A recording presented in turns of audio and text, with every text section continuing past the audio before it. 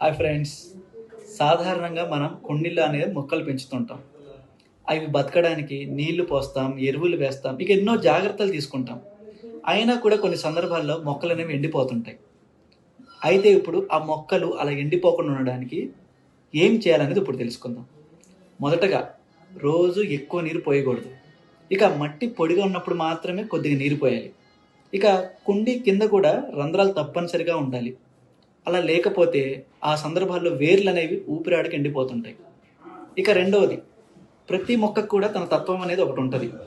For example, ఇప్పుడు ఈ money plants అనేవి, స్నేక్ ప్లాంట్స్ అనేవి ఉంటాయి కదా! వాటిని ఏం చేయాలంటే నీడలోనే ఉంచాలి.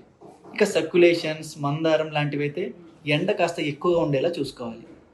ఇక మూడోదొచ్చేసరికి, ముఖ్యంగా ఇక్కడ కుండీ సైజ్ అనేది చాలా ఇంపార్టెంట్. కుండీ సైజు కూడా సరిపోకపోతే మొక్కలనేవి ఎండిపోతాయి.